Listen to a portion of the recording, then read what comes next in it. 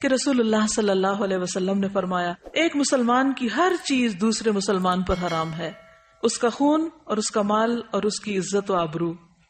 ایک اور جگہ پر آتا ہے کہ نبی صلی اللہ علیہ وسلم نے منا میں صحابہ سے مخاطب ہو کے فرمایا تم جانتے ہو یہ کون سا دن ہے؟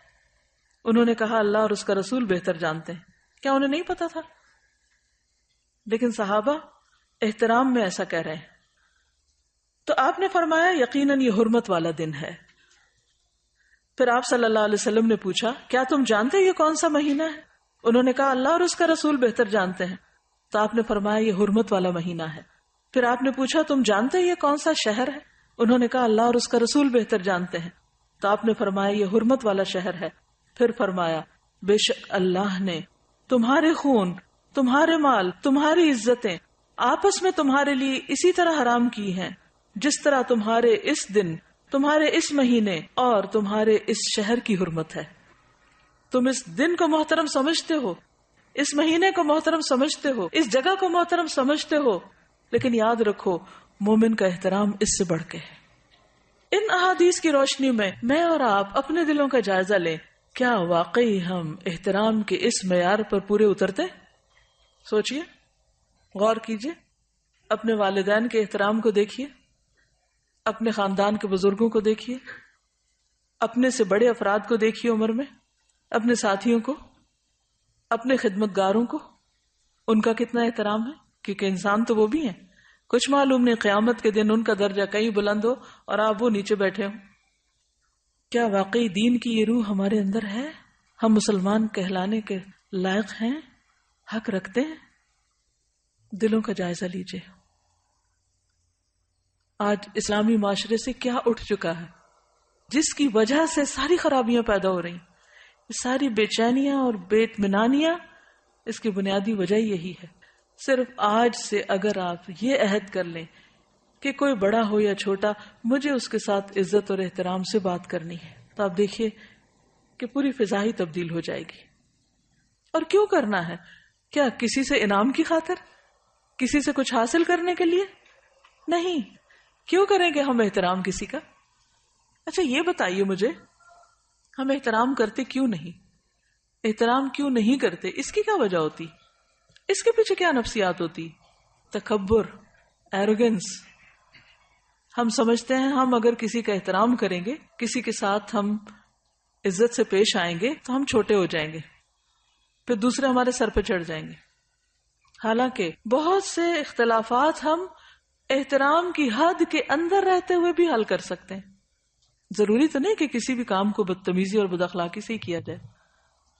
ہم امن سے، احترام سے، سکون سے، خوشی سے بہت سے معاملات کو حل کر سکتے ہیں، لیکن ہم ایسا کیوں نہیں کرتے؟ کیونکہ وہ اندر کی اصلاح نہیں ہوئی۔ بعض اوقات ہم یہ بھی کرتے ہیں کہ اگر کوئی میری عزت کرے گا تو میں اس کی عزت کروں گی، کنڈیشنل شرط رکھ دیتے ہیں، کیونکہ اس نے نہیں کی لہٰذا مجھ پر بھی فرض عائد نہیں ہوتا۔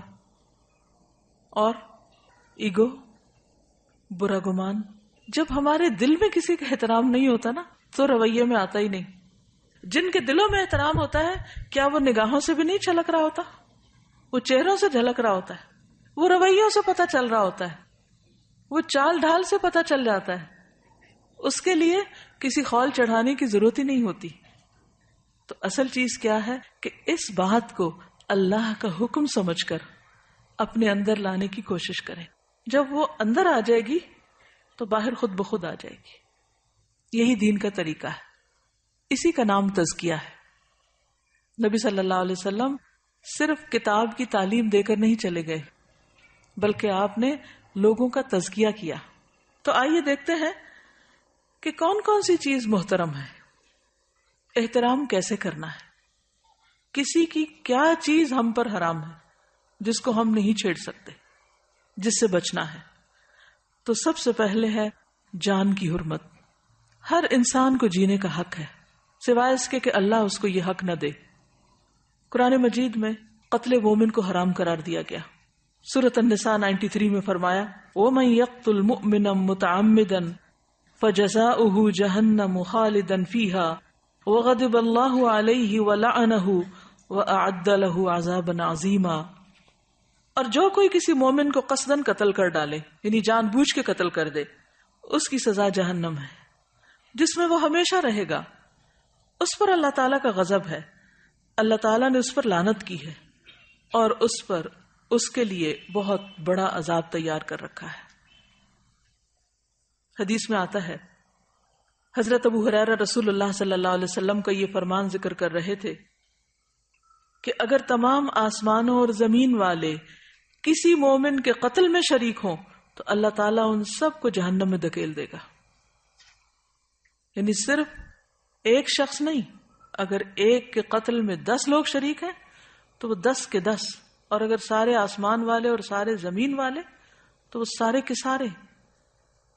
پتہ کیا چلتا ہے کہ ایک مومن کی جان اس قدر قیمتی ہے اللہ کے نزدیک کہ اس کے بدلے میں وہ سب کو سزا دے سکتا ہے اگر وہ اس کے جان لینے میں شریک ہو.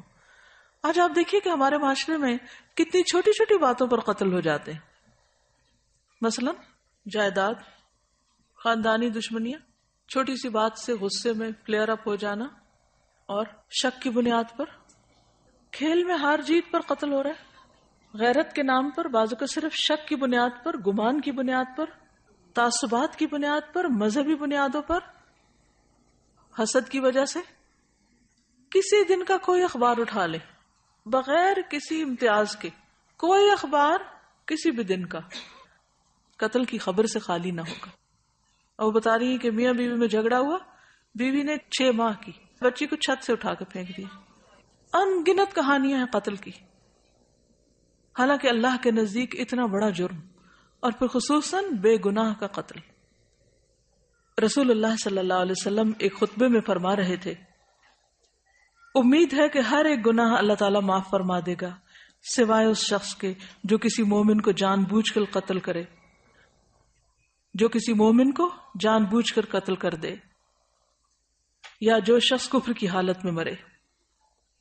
اور قیامت کے دن سب سے زیادہ مفلس وہ شخص ہوگا کہ جو بہت سی نیکیاں لے کر آئے گا لیکن اس کے ساتھ ساتھ اس نے کسی کو گالی دی ہوگی، کسی پہ تہمت لگائی ہوگی، کسی کا مال کھایا ہوگا، کسی کا خون بہایا ہوگا، کسی کو مارا ہوگا. سب لوگوں کو اس آدمی کی نیکیاں دے دی جائیں گی، اور اگر اس کی نیکیاں ان کے حقوق کی ادائیگی سے پہلے ختم ہو گئیں تو ان لوگوں کے گناہ بھی اس آدمی پہ ڈال دیے جائیں گے، پھر اس کو جہنم میں ڈال دیا جائے گا. وہ صرف اپنے گناہوں کی سزا نہیں بھگتے گا بلکہ اس کے ساتھ ساتھ باقی سب کے گناہوں کی سزا بھی بھگتے گا جن پر اس نے دنیا میں ظلم کیا تھا. حدیث میں آتا ہے نبی صلی اللہ علیہ وسلم نے فرمایا، اس ذات کی قسم جس کے قبضے میں میری جان ہے، مومن کا قتل کرنا اللہ کے نزدیک تمام دنیا کے تباہ ہونے سے زیادہ ہے. سوچئے اس بات کو، یعنی تمام دنیا کا زوال، تمام دنیا کا ختم ہو جانا. اللہ نے دنیا میں کیا کچھ بنایا ہوا، سمندر ہے، پہاڑ ہیں، دریا، درخت، طرح طرح کے پھل، بے شمار نعمتیں، آپ گن نہیں سکتے دنیا میں جو کچھ ہے. لیکن اللہ نے یہ سب کچھ کس کے لیے بنایا؟ انسان کے لیے بنایا. اور اگر انسان کو کوئی ختم کر دے تو باقی چیزوں کی کیا ویلیو ہے؟ کچھ بھی تو نہیں. لہذا پوری دنیا کا زوال ایک طرف اور مومن کا قتل ایک طرف، اتنا سنگین اور بڑا جرم. قتل کرنا تو جرم ہے ہی، مسلمان بھائی پر اسلحہ لہرانا بھی منع ہے. حدیث میں آتا ہے رسول اللہ صلی اللہ علیہ وسلم نے فرمایا، جب مسلمان اپنے بھائی پر اسلحہ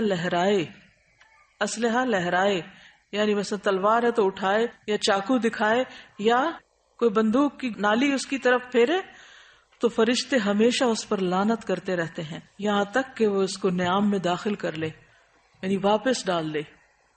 یعنی کسی کی طرف اسلحے کے ساتھ پوائنٹ آؤٹ کرنا جو ہے وہ بھی منع ہے. کہاں یہ کہ اٹھا کے کسی کو کچھ مار دے کوئی. اچھا، اس کو کیوں منع کیا گیا؟ اس پر کیوں لعنت کی گئی؟ یعنی اسلحے کو لہرا کے کسی کو ڈرانا یا اس کی طرف اس کا رخ کرنا. کچھ پتہ نہیں کہ کس وقت غلطی سے ہی گولی چل جائے یا شیطان اس کو صرف کھیل کھیل میں دکھاتے ہوئے دوسرے پہ جا مارنے کی دعوت دے. خوف زدہ کرنا بھی منع ہے. میں جانتی ہوں ایک ایسی ماں کو جس کا تڑپ تڑپ کر برا حال تھا اور اس کی وجہ صرف یہی تھی کہ دوست اکٹھے تھے، ان کے پاس اسلحہ تھا اور وہ صرف جوک کر رہے تھے اور اسی میں گولی چل گئی اور بچہ فوت ہو گیا. اور اس ماں کو کسی پل کسی پہلو قرار نہیں آ رہا تھا کہ یہ کیا ہو گیا.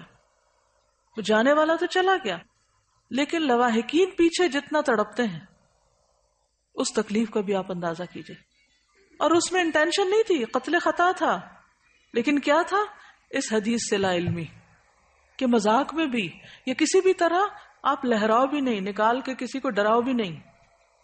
آج کل بچوں کے ٹوائز بھی بعض اوقات ایسے ہوتے ہیں، واٹر گنز جو ہیں ان میں پانی بھر کے ایک دوسرے کے اوپر پھینکتے رہتے ہیں اور وہ اسی کی پریکٹس ہوتی رہتی ہے. موویز ایسی دیکھتے ہیں، گیمز ایسی ہیں کہ جس میں باقاعدہ بیٹھ کے وہ سب کچھ اسکرین کے اوپر ہر وقت خون دیکھ رہے ہیں. تو آپ دیکھیے کہ جب اتنا کرائم دیکھا جاتا ہے تو پھر ذہن مسخ ہو کے رہ جاتے ہیں، اور پھر ان کرائمز کو کرتے وقت جھجک ہی نہیں ہوتی، حیا ہی نہیں ہوتا، کوئی خوف ہی نہیں ہوتا. بعض اوقات مائیں بچوں کی طرف جو بھی چیز ہاتھ میں ہوتی، چوری ہو، کینچی ہو، چمٹا ہو، کچھ ہو، کوئی سلائی ہو، اس سے بھی وار کرتی رہتی، اور بعض اوقات چھٹ بھی جاتا ہے، تو اس سے بھی بچنا چاہیے. ابن عباس سے روایت ہے کہ نبی صلی اللہ علیہ وسلم نے فرمایا، لوگوں میں سب سے زیادہ مبغوض اللہ کے ہاں 3 لوگ ہیں، سخت ناپسندیدہ. نمبر 1 حرم میں ظلم کرنے والا، نمبر 2 اسلام میں جاہلیت کا طریقہ تلاش کرنے والا، اور نمبر 3 کسی شخص کا خون ناحق طلب کرنے والا، یعنی کسی شخص کے پیچھے پڑنے والا کہ وہ ملے تو اس کو مار ڈالے. ایسا شخص جو صرف تلاش ہی کر رہا ہو. بات کرتے ہیں ٹارگٹ کلنگ، یعنی کچھ لوگوں نے اس کو ایک مذاق بنایا ہوا ہے یا ایک کھیل بنایا ہوا ہے، یا کچھ لوگوں کو اپنے ٹارگٹ پہ رکھا ہوتا ہے کہ فلاں فلاں کو مار ڈالنا ہے، اور اس کے لیے وہ راستے تلاش کرتے رہتے ہیں. تو ایسا شخص بھی اللہ کا انتہائی ناپسندیدہ شخص ہے کہ جو کسی کو مارنے کے درپے ہو. بے جا خون جنت کے دروازے پر رکاوٹ بن جائے گا. جندب بن عبداللہ سے روایت ہے کہ رسول اللہ صلی اللہ علیہ وسلم نے فرمایا، اگر کسی میں یہ ہمت ہو کہ وہ اپنے اور جنت کے مابین مسلمان آدمی کے خون کی ایک لب بھی حائل نہ ہونے دے، جسے وہ مرغی کے ذبح کرنے کی طرح بے قیمت سمجھ کر بہا دے، تو وہ ایسا کرے، کیونکہ وہ جب بھی جنت کے کسی دروازے پر جائے گا تو اس خون کو اپنے اور جنت کے مابین بطور آڑ پائے گا. یعنی قتل تو قتل ہے، کسی کا خون بہانا، یعنی اس کو زخمی کر کے اس کا خون بہانا جو ہے، یہ بھی جنت اور اس کے بیچ میں رکاوٹ ڈال دے گا. تو جہاں سے بھی انٹر ہونا چاہے گا دروازہ بند ہو جائے گا، یا کوئی چیز بیچ میں آئے گی کہ وہ انٹر نہیں ہو سکے گا. آپ نے بازو کا دیکھا ہوگا نا، وہ کارڈ سوائپ کر کے آپ نکل جاتے ہیں، تو اگر کارڈ میں ذرا سی بھی کوئی خرابی آئے، اسکریچ آ جائے، تو آپ کارڈ سوائپ کرتے رہتے ہیں لیکن آپ کے لیے دروازہ نہیں کھلتا. آپ دوسری طرف سے انٹر ہونا چاہتے ہیں، تیسری اور ٹرین جا رہی ہوتی ہے اور آپ پریشان ہوتے ہیں کہ میں پیچھے رہ رہا ہوں. اس لیے کسی کے ساتھ کسی بھی قسم کی زیادتی حرام ہے. قتل حرام ہے، اسلحہ لہرانا باعث لعنت ہے، اور اسی طرح کسی کے قتل کے درپے ہونا اور اس چیز کو سوچنا یا کہنا، یہ بھی ناپسندیدہ ہے. آپ نے دیکھا ہوگا کہ بعض اوقات تکیہ کلام کے طور پر لوگ کہتے ہیں I'll kill you. سنا کبھی آپ نے؟ اس سے بھی بچیے، کیونکہ اگر آپ دن میں 10 دفعہ یہ کہہ رہے ہیں تو آپ کے اعمال نامے میں لکھا جا رہا ہے.